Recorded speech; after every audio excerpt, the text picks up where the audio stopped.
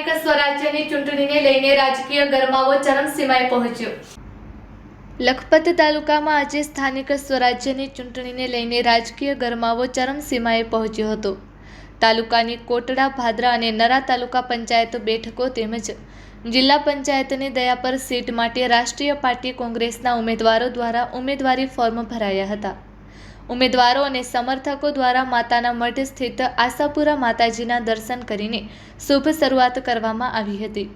ત્યારબાદ કોંગ્રેસ કાર્યાલય ખાતે મોટી સંખ્યામાં સમર્થકોની ભીડ ઉમટી પડી હતી, જ્યાંથી રેલી સ્વરૂપે તમામ કાર્યકરો મામલતદાર કચેરી તરફ પ્રસ્થાન કર્યું હતું।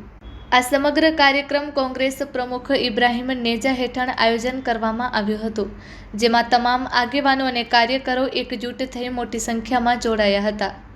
મામલતદાર કચેરી ખાતે ઉમેદવારો દ્વારા સત્તાવાર રીતે ઉમેદવારી ફોર્મ રજૂ કરવામાં આવ્યા હતા। સમગ્ર પ્રક્રિયા દરમિયાન કાર્યકરોમાં ભારે ઉત્સાહ અને એકતા જોવા મળી હતી, જે શક્તિ પ્રદર્શન સમાન બની રહી હતી। આ સમગ્ર કાર્યક્રમમાં લાખાપર ગામમાંથી સુમરા પરિવાર, રાયમા પરિવાર તેમજ દલિત સમાજના લોકો મોટી સંખ્યામાં જોડાયા હતા।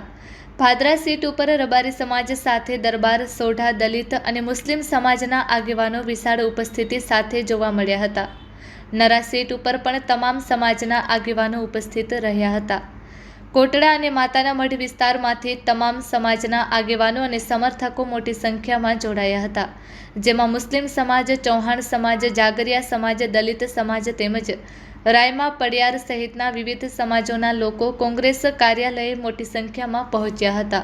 કોટડા સીટ માટે ભુવા પરિવાર તરફથી પ્રથમ વખત ઉમેદવારી નોંધાવવામાં આવી હતી, જેમાં જીતુભા ચૌહાણ તથા જિલ્લા પંચાયત ઉમેદવાર સારાભાઈ કુંભારના સમર્થકો મોટી સંખ્યામાં જોડાયા હતા। કુલ મળીને આશરે 202 ગાડીઓની વિશાળ રેલી યોજાઈ હતી, જે કોંગ્રેસના શક્તિ પ્રદર્શન તરીકે જોવામાં આવી રહી છે।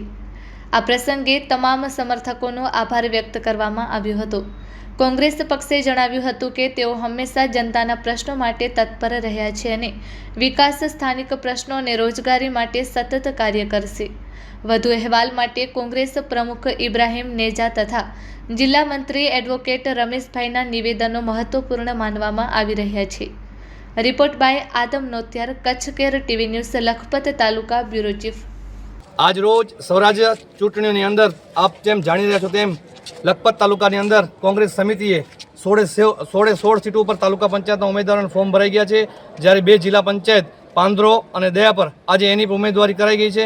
અમારી તમે જાણી શકો છો કે આજે માતાના મઢ, ભાદરા, નરા અને લાખાપર સીટની 4 છેલ્લી સીટોથી આજે અમે ફોર્મ ભરી આપ તમામ જાણી રહ્યા છો। બધા આગેવાનો, બધા મોટી સંખ્યામાં બધા ભાઈઓ, મિત્રો અને કાર્યકરો જોડાઈ ગયા છે અને કોંગ્રેસનો જ્વલંત વિજય થશે એવી અમે અપેક્ષા રાખીએ છીએ। ઉમેદવાર સારાભાઈ ઇબ્રાહીમ કુંભાર, લાખાપર સીટ તરફથી સારાભાઈ સલેમાન સુમરા અને ભાદરા સીટ તરફથી મંકાભાઈ બોજાભાઈ રબારી, નરા સીટ તરફથી મહેશ્વરી મણીલાલ મુરજીભાઈ, આ 4 ઉમેદવારોએ આજરોજ એમના તમામ સમર્થકો સાથે અહીંયા કોંગ્રેસ કાર્યાલયથી રેલી કાઢીને અમે મામદારશ્રી સમક્ષ ફોર્મ રજૂ કર્યા છે।